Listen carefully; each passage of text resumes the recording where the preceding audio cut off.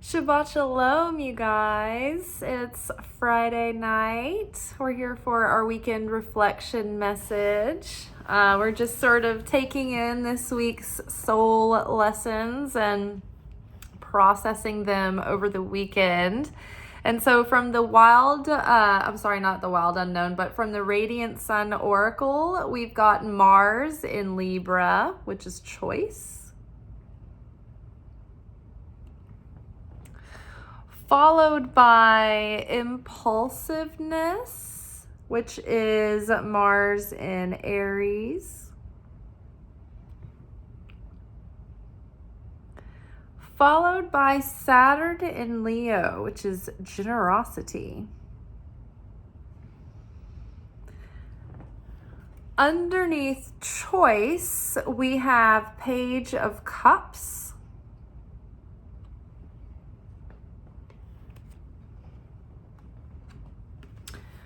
Underneath judgment, we have impulsiveness.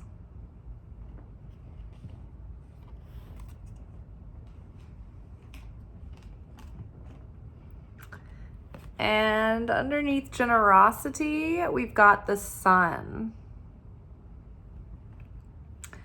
All right. So the choice card here, Mars in Libra. This is a card that, it talks about, it shows that justice is looking onto the scales here blind, and there's an onlooker watching the balancing of the scales here, balancing of karma even.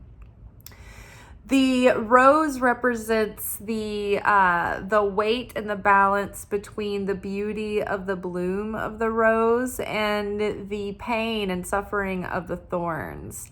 And then the legs here bound in the board represent maybe difficulty of movement.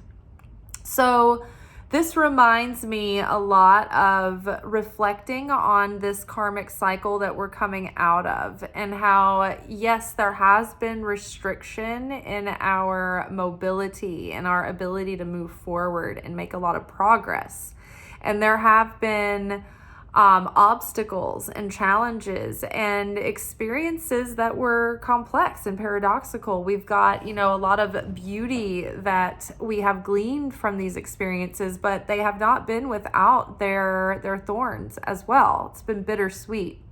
And so now is the process of looking back on all of that and finding light from that darkness, taking away illumination and healing and insight and consciousness, and being more aware and more understanding and more compassionate and more unconditional and more eternal than we were previously. So I got soot on my fingers from lighting my candles.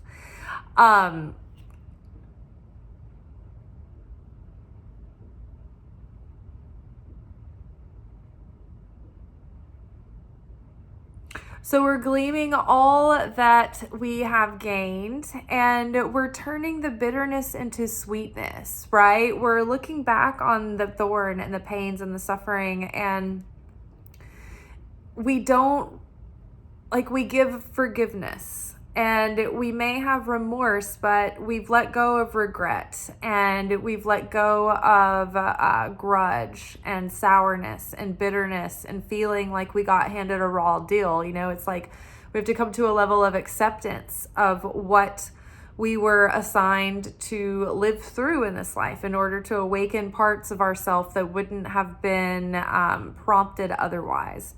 And so we embrace our own individual journey and experience, and let go of the sorrow that can attach to holding on to a rigid view of how you feel like your life should have been or could have been or would have been. Really letting go of the expectation of what life owes us and asking more from a perspective of what can I offer life. And so now we come to a kind of a why point, like a crossroads moment where we are being asked to now go forward in life starting new chapters and new stories. And we are in our next level, but we have to make choices that are with affinity with that next level and in alignment with that, and in alignment with our highest authenticity. And so we might be challenged as we face these choices, but we're asked to keep our hearts open and vulnerable and sensitive, and follow our intuition, follow that inner guidance, and make choices from the heart, make choices from the soul, right? Recently, we've talked about the difference between being a spiritual student and having a goal-oriented consciousness, which usually leads to frustration and dissatisfaction because you're doing the work waiting for results. Maybe you think, oh, if I do this, I'll merit meeting my soulmate, or I'll finally be successful, or I will change the way that my parents see me or view me, or the way that they are. You know, we are doing this work hoping that we get something as a result of it, even if it's just feeling better and, you know, feeling less fear. But really, that is reaching and grabbing, and it's from a perspective of taker consciousness rather than giver and sharing consciousness. So we really want to shift our mindset and our consciousness and be a soul-oriented spiritual student, because then we're making our choices led from a place of not our own individual personal agenda, but rather tuning in to what the soul is asking us to do, because sometimes that's the harder thing to do. Sometimes it asks us to put aside our own personal agenda or our own personal opinion and trust something that might be counterintuitive. And we have to lean in and push past our comfort zone and expand into believing in what we can't yet see and what maybe transcends our logic and reason, right? And so through this bitterness and through this darkness, it's like we've been challenged to stay open and vulnerable and sensitive. You know, like very likely this page of cups represents us. The intuitive, the creative, the seeker, right? That's shown up in life and given, you know, our gifts and done what we could. But in our naivete and in our youth and in our immaturity, it may not have turned out the way that we planned, right? And so now it's like getting past that phase of disillusionment and deciding, okay, going from here, I can either shut down and harden to life and others, or I can keep my heart open. Now, there is an aspect in this reading of being impulsive and taking bold action, but then also there is a warning about not being too overbearing or riding roughshod over others, trying to control others. Because there's like this theme in this reading across several cards that talks about having a natural sense of leadership and wanting to take initiative and take charge, and having a vision and having conviction and courage of your convictions. But also there could be an impulsiveness to let that passion and enthusiasm sort of like get out of control and get out from underneath you. And then it's like you become overbearing and domineering and a little bit too much as far as like your expectations or projections on others. And so it may mean that you would think, okay, no, I need to accomplish this at all costs. Like, I can see the way forward. I want my way or the highway, and these people will figure it out later. You know, it's like we're being more not to go there, not to be too harsh or domineering or too impulsive with our messaging, even if it's coming from a well-meaning place, to be really careful about that. But at the same time, if somebody is coming at you in that kind of like overbearing way, maybe like give them the benefit of the doubt that they're well-meaning, even though the delivery may not be great. But it may be that challenge that is sent to you right now that gives you this like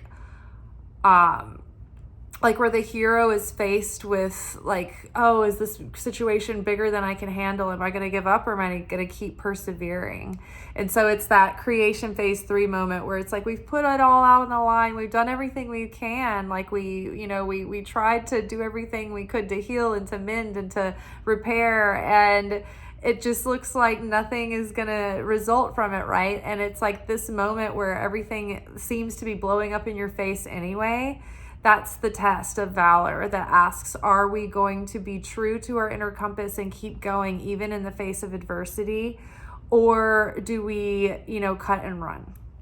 And so it's funny because our next card looks like the cut and run, but it's this impulsiveness, right? That Aries, that Mars in Aries, right? That can get excited, right? And enthusiastic. And that's that sort of like take charge leadership, but like, don't let it get out of hand. Don't get too saucy. Don't get too hot-headed or boorish, right?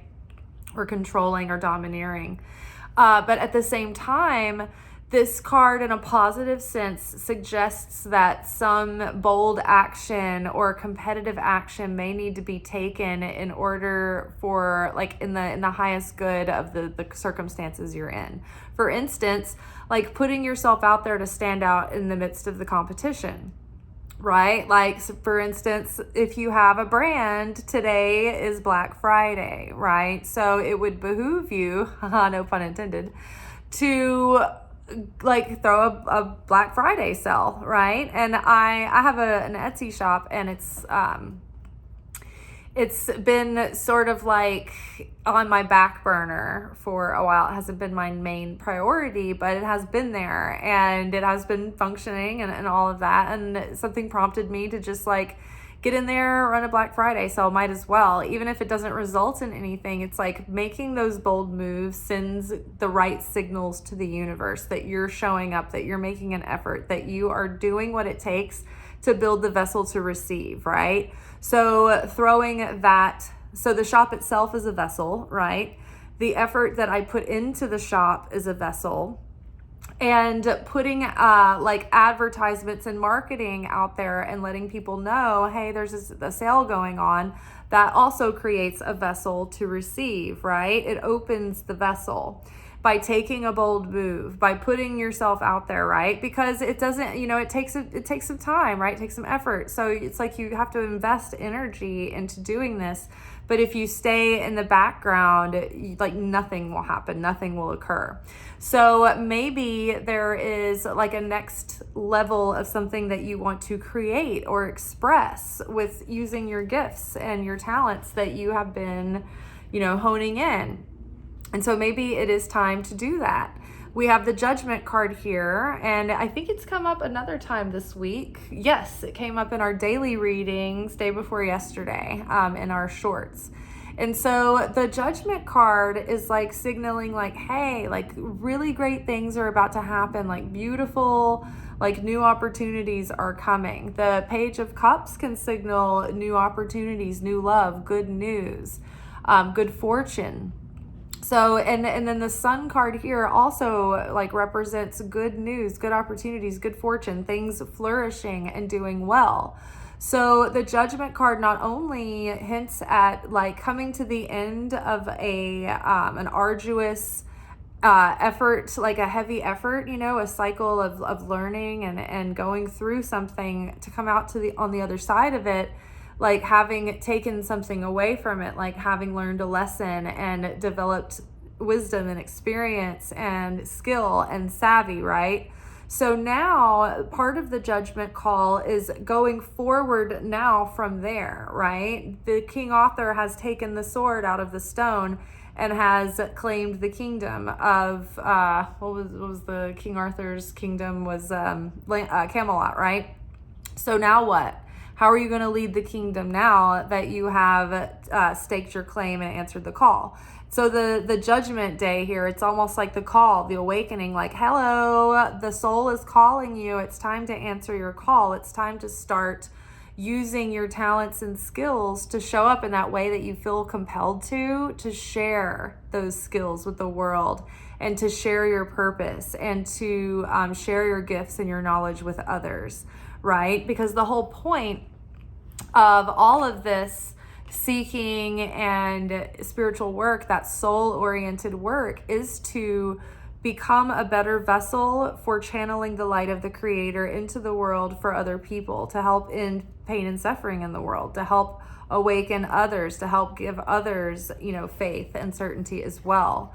So, which brings us to generosity, which is Saturn in Leo. And in this card, this character is down here. This person is evangelizing. They're like a minstrel or a mystic or a speaker, talking and giving inspiring insight and spiritual teachings to this crowd. And they're channeling this wise prophet that came before them, that they've learned from, that they've studied from, that is inspiring them, and they're channeling through this energy to share that with others, right? So this is about using your gifts to be of service and helping others and, inspiring others, right? I'm going to read. And it's here's the sun card with it. So something is coming into light. Something is becoming illuminated. If it reminds me of a platform, launching a platform to share your wisdom with others, right? Say you found out you had celiacs and you learned how to cook in all these wonderful ways, and you're inspired now to make daily videos and reels to share recipes and workarounds for people with celiacs. It may not be specifically that you are a spiritual teacher. You might be an artist, right? And you might make art that has deep meaning and conveys a message to people and speaks to them on a soul level, but maybe you're not a spiritual teacher, but you're using your gifts and your creativity to serve and help others, right? Maybe you recovered from an eating disorder or some sort of abusive situation. Maybe you were able to rise out of poverty.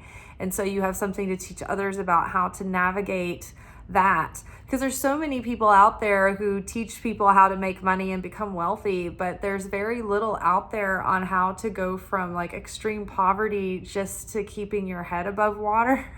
To survive, and then to survive at a level that leaves you enough left over to start doing those small things to start creating savings and stuff like that. And that's a niche transitional phase that doesn't really get a lot of attention because that's not where the big money is, right? And so that is a hole in the market that needs service. So what if there was something out there directed to people in that category? So whatever it is that's this authentic calling of your soul, it's time to shine that out in the world and share the light, right? The sun card is representing the light of the Creator. It's the symbol of the light of the Creator. It's that unconditional sharing force of light and creation and nutrients and sustenance, right? And so I think that whenever this card comes out with something, it hints at something being successful and bringing abundance and joy. So I think it's something that you have that's part of your gifts that you're here to share with the world. It's going to bring a lot of joy and going to bring a lot of life and light into the lives of others. So let's see. Let's read that particular card. There was a note I wanted to read about it. Let's see. Artistic potential.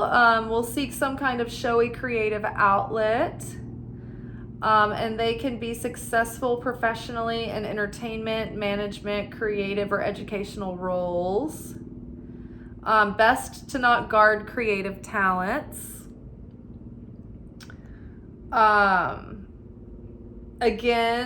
Avoiding overbearing behavior or becoming approval seeking. Because, okay, so say you are like an influencer, right? Say, like for me, for example, if I were approval seeking, then I would be coming from a needy place. I would be needing from my audience and taking from them. And then I wouldn't be sovereign, because then I would be like, my audience would own me, and then I would start pandering to them. You know, when somebody starts getting super successful and they start watering down their brand, and it feels like they're pandering to their audience and they're not as edgy anymore. And we're like, I don't know how to put my finger on it, but they're just like, they just sold out, you know? That's that energy. It's like, don't pander to your audience. Don't need that approval. Be the voice that you are. That's what people are recognizing and responding to. Let's see. Oh, yes. Okay. So alternatively, they have a tendency to be wary of expressing their feelings or views until quite sure of the reception, which can lead to missed opportunities. So don't be afraid to express yourself because of the backlash, because if you do, you might miss opportunities that are coming. So perhaps something is coming soon that's a big opportunity. Maybe some breakthrough is about to happen, and maybe that there's a test that comes that tests your kind of willpower and your backbone and your mettle, because maybe you have a series of people that come in and like throw shade, or that disapprove, or that are making you feel insecure about what you're doing or about yourself. And so that could very likely be the opponent trying to shut you down, trying to get you to give up before you move on to the next level, right before your opportunity comes through, because you were too approval seeking, right? And so if you're approval seeking and you're doing it for all the glory, that means that you're that much more vulnerable to the criticism and the backlash, and that's going to affect you too. So you should aim to be unaffected by the glam and the glitter and the acclaim, as well as you are unaffected by the tomatoes thrown at you and the stones thrown at you and the eggs thrown at you and the harsh words. None of it affects you. You're just here doing your job. You're just here doing the assignment that the Creator gave to you, period. And so come what may, it doesn't matter if it's, you know, well received by everyone or not. It's like, I'm doing my best. You're just showing up and you're doing what you feel your heart is leading you to do. Not everyone is going to understand it. Okay, so, and then negatively, people with this aspect may need to deal with disappointment in creative or love matters. So maybe there has been a lot of disappointment in matters of creativity and love up until now. So letting that bitterness and that darkness go, and not falling prey to isolating yourself. Let's see, when Saturn in Leo is drawn, the subject of the reading has much creative joy to share. If this is offered with no strings attached, the chances of a successful outcome are assured. So again, that's that idea of being a soul-oriented and sharing consciousness rather than goal-oriented and taking consciousness. Right? When you give unconditionally, like for instance, this channel is kind of an example of that, where I'm not asking for you to pay for my content, and I'm not shortening the message and making you buy the rest of the message. I'm here giving you the full message, no strings attached, right? It would be nice if I can get participation with the video, because maybe eventually I can get money from the ad revenue. But still, that would allow all of the 100% access to this material, you know, for free, right? At no cost for anyone else. So doing that without asking for strings attached, even the expectation of me wanting people to participate in the video is it's a transactional consciousness. And so I'm working on that myself. Just give it. I do just show up no matter what, but it's like the consciousness still adds like static to the energy around the situation. Does that make sense? So doing something with no strings attached and no expectations attached, but doing it purely from a place of sharing and wanting to bring goodness into the world wanting to be close to the Creator and being obedient to the Creator is the number one important place to have your mindset. Because the Creator is eternally, unconditionally sharing. An opportunity to shine, being asked to perform for a good cause, teaching creative skills to those less talented, helping with the education of children. All right, you all, I think that's pretty straightforward if you ask me. I think good things are coming. I think it's just our challenge right now is to hold steady and keep believing. Keep staying in your positive consciousness and your sharing consciousness. Be aware that the opponent can come try to knock you down because things are starting to feel good, and the up level, it's like I'm feeling the up level happening, but I'm also feeling the opponent coming in and trying to rattle my self-worth and my self-esteem and my confidence. So hang in there, hold tight. And we're in this together. I believe in you guys. And oh my goodness, thank you so much. I'll have to tell you that the watch hours are continuing to climb, y'all. I'm excited. We were, when I started telling you guys that our goal was to get to 4,000 watch hours in a 365-day period, we were only getting 1,070 or so watch hours, but now we've climbed up to 1,120. So that is something, and that's only been about a week and a half or so that I've been talking about it consistently. So you guys, that's great. And the watch hours count, they don't count from the shorts. None of the minutes count from the shorts toward public watch hours, but it's people who watch the videos, and I don't think it counts when I watch them, or else I would just let them play all the time, but I don't think it counts when I do it. So, but you guys are watching, and that's great. My friend Tracy made a good point that you can actually speed up the videos, and you can watch them at various speeds so that they are shortened, and you can watch a video faster, but you can still watch the whole thing. And let's see what else. And I also had an idea that although I do think that you'll get value from the videos, because even though we are doing these regular tarot readings that talk about the energy of the moment, I always am careful to weave in, or conscious to weave in, evergreen wisdom that will apply anytime in life. It's come for the tarot, but stay for the wisdom kind of thing. We're really here for the spiritual teachings ultimately, because that's what we're all about. Basically, our tarot readings give us our curriculum of what we should be focused in on, but otherwise they're not, we don't focus on the he said, she said, and who should do what, all that. So that's up to you. All right, y'all, I will see y'all tomorrow. We have a new moon tomorrow, so I need to get up early and do our new moon workshop. I just ran out of time and steam today. And then tomorrow night, if I have any steam left, we will be back for Secret Teachings of Jesus, our Saturday night secret sermons. Until then, peace be with you. Ciao.